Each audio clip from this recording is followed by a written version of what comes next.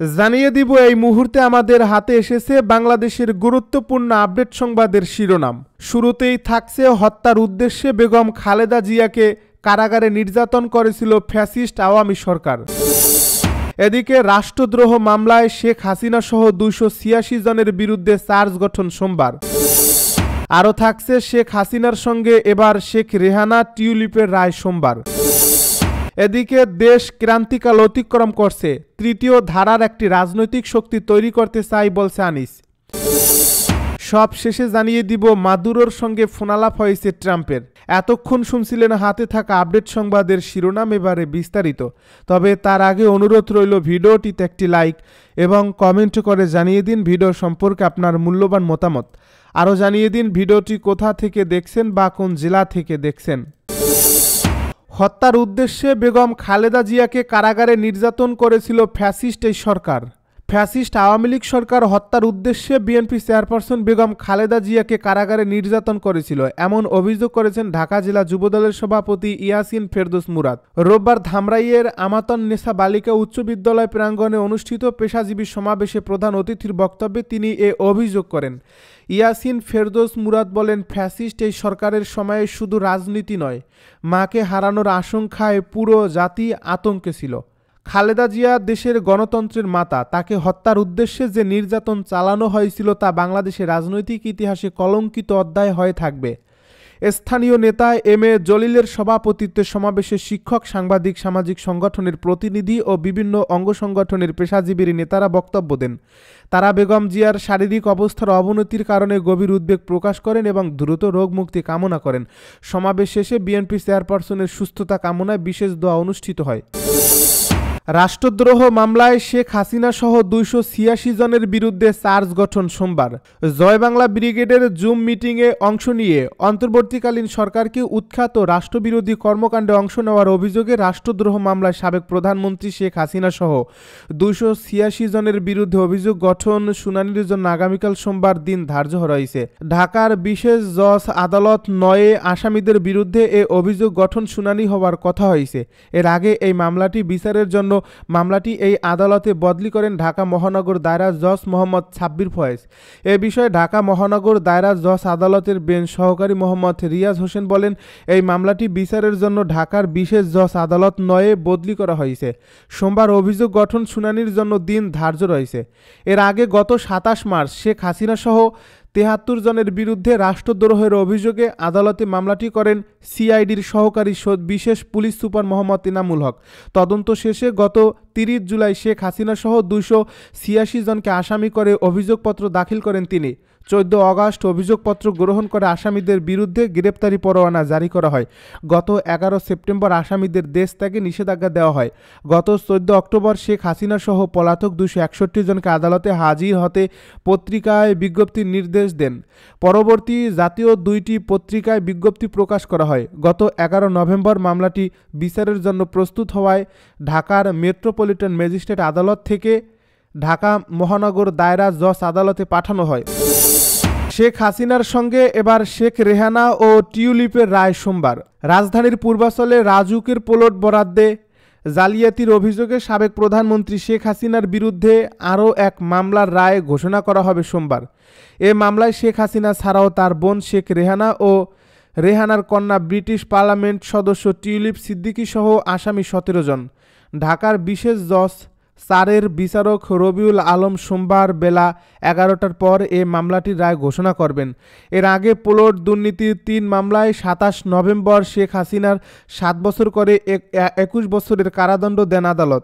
এছাড়া এক মামলায় তার ছেলে সজীব ওয়াজেদ জয় ও মেয়ে সাইমা ওয়াজেদ পুতুলের 5 বছরের কারাদণ্ড দেওয়া হয়েছে। তবে আজকের এই মামলার রায়ে নতুন করে সাজার মুখোমুখি হতে পারেন শেখ রেহানা ও তার মেয়ে টিউলিপ সিদ্দিক। এ মামলায় প্লট গ্রহীতা হিসেবে প্রধান আসামি করা হয়েছে শেখ রেহানাকে, 2 নম্বর আসামি টিউলিপ ও শেখ হাসিনা 3 নম্বর আসামি।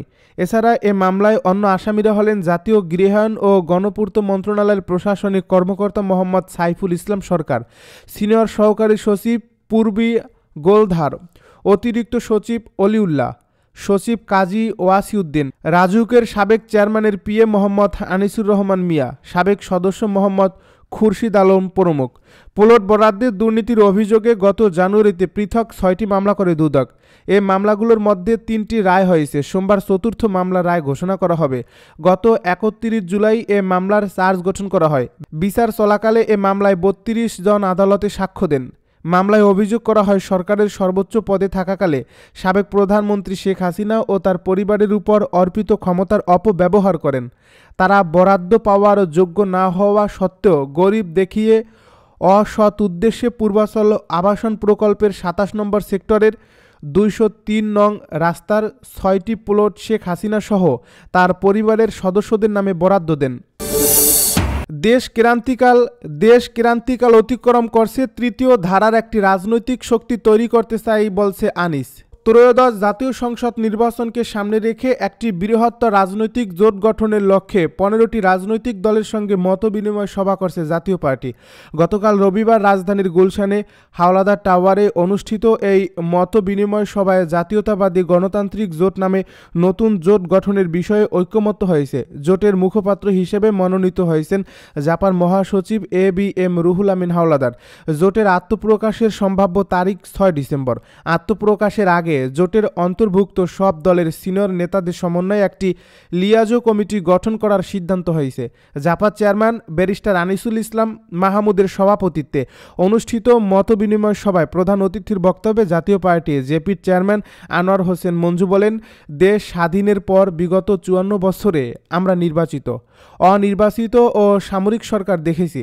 সবাই কমবেশি দেশটাকে বিভক্ত করছে। জাতিকে ঐক্যবদ্ধ করা কঠিন চ্যালেঞ্জ। এজন্য দরকার একজন রাষ্ট্রনায়কোচিত ব্যক্তিত্ব। আমরা এমন একটি সমাজ চাই যেখানে আমার কথা আমি বলবো, তাদের কথা তারা বলবেন, সেখানে কেউ কারোর কথার সঙ্গে একমত নাও হতে পারেন। এজন্য দরকার একটি ভীতিমুক্ত পরিবেশ। একটি ভয়হীন দেশে বসবাসের আকাঙ্ক্ষা থেকেই এই 54 বছরে বহু মানুষ প্রাণ দিয়েছেন, রক্ত দিয়েছেন। দুঃখজনক হলেও সত্য, সেটা আমরা আজ পর্যন্ত অর্জন করতে পারিনি। জেপি চেয়ারম্যান বলেন, বলা হচ্ছে ফেব্রুয়ারিতে নির্বাচন হবে, কিন্তু এর জন্য আইন শৃঙ্খলাকে কে ঠিক করবে? খুলনায় দেখলাম কোর্টের সামনেই গুলি করে 2 জনকে হত্যা করছে। দলের মনোনয়ন না পেয়ে খুনোখুনির ঘটনা ঘটছে। কি ভয়াবহ! তিনি বলেন, এক একটা পরিবর্তন আসে আর পুলিশের পোশাকের রং বদল হয়, কিন্তু চরিত্র বদলায় না। কারণ যারা এই পুলিশকে পরিচালনা করেন তারা সবাই একই চরিত্রের মানুষ। নতুন জোট গঠনের প্রক্রিয়ার সফলতা কামনা করেন আনোয়ার হোসেন মঞ্জু। মাদুরোর সঙ্গে ফোনালাপ হয়েছে জানালো ডোনাল্ড ট্রাম্প। ভেনেজুয়েলার প্রেসিডেন্ট নিকোলা মাদুরোর সঙ্গে যুক্তরাষ্ট্রের প্রেসিডেন্ট ডোনাল্ড ট্রাম্পের ফোন কলে আলাপ হয়েছে। রোববার সাংবাদিকদের এ তথ্য জানিয়েছেন ট্রাম্প নিজেই। তবে তাদের মধ্যে কি কথা হয়েছে তা খোলাসা করেনি তিনি। দ্য গার্ডিয়ানের প্রতিবেদন অনুযায়ী ভেনেজুয়েলা ও যুক্তরাষ্ট্রের মধ্যে চলমান উত্তেজনার মধ্যে রোববার ট্রাম্পের কাছে মাদুরোর সঙ্গে আলাপের বিষয়ে জানতে চান সাংবাদিকেরা। তখন তিনি মার্কিন প্রেসিডেন্টকে বহনকারী উড়োজাহাজ এয়ারফোর্স ওয়ানে অবস্থান করছিলেন। এর জবাবে ট্রাম্প বলেন, আমি এ বিষয়ে মন্তব্য করতে চাই না। উত্তরটা হলো হ্যাঁ, হয়েছে। ট্রাম্প এখন স্বীকার করলেও দুই নেতার মধ্যে আলাপের বিষয়টি আগেই প্রকাশ করেছিল মার্কিন সংবাদ মাধ্যম দ্য নিউ ইয়র্ক টাইমস। তাদের প্রতিবেদনে বলা হয়েছে, চলতি মাসের শুরুর দিকে মাদুরোর সঙ্গে কথা বলেন ট্রাম্প। সেখানে দুই দেশের মধ্যে সম্ভাব্য বৈঠক নিয়ে আলোচনা হয়। ফোন কলের বিষয়টি এমন সময় ট্রাম্প স্বীকার করলেন যখন ভেনেজুয়েলা ঘিরে একের পর এক আক্রমণাত্মক বক্তব্য দিয়ে যাচ্ছেন তিনি। আবার কূটনীতির দরজাও বন্ধ করেছেন না। গত শনিবারই তিনি বলেছিলেন, ভেনেজুয়েলার উপর এবং আশেপাশে আকাশসীমা পুরোপুরি বন্ধ বলে বিবেচনা করতে হবে। তবে আকাশসীমা বন্ধের বিষয়ে বিস্তারিত কিছু জানাননি মার্কিন প্রেসিডেন্ট, যার ফলে যুক্তরাষ্ট্র ভেনেজুয়েলায় আক্রমণ করতে যাচ্ছে কিনা এ নিয়ে ব্যাপক শঙ্কা দেখা দেয় কারাকাসে। সাংবাদিকদের এমন প্রশ্নের জবাবে ট্রাম্প বলেন, এ নিয়ে বাড়িয়ে কিছু ভাববার দরকার নেই। ভেনেজুয়েলা ঘিরে ক্যারিবীয় অঞ্চলে সন্দেহভাজন মাদকবাহী নৌকায় যুক্তরাষ্ট্রের হামলা কয়েক মাস ধরে চলছে। যুক্তরাষ্ট্রে মাদক পাচারের পেছনে কারাকাসকে দুষছে ট্রাম্পের প্রশাসন। একই সঙ্গে ওই অঞ্চলে যুক্তরাষ্ট্রের সামরিক উপস্থিতিও বাড়ানো হয়েছে। ট্রাম্প ভেনেজুয়েলায় গোপন CIA অভিযান চালানোরও অনুমোদনও দিয়েছে। তবে মাদক সংক্রান্ত অভিযোগ নাকচ করে দিয়ে মাদুরো বলছেন, ট্রাম্প তাকে ক্ষমতা থেকে উৎখাত করতে চান। ভেনেজুয়েলার জনগণ ও সামরিক বাহিনী এমন কোনো প্রচেষ্টার বিরুদ্ধে প্রতিরোধ গড়ে তুলবে।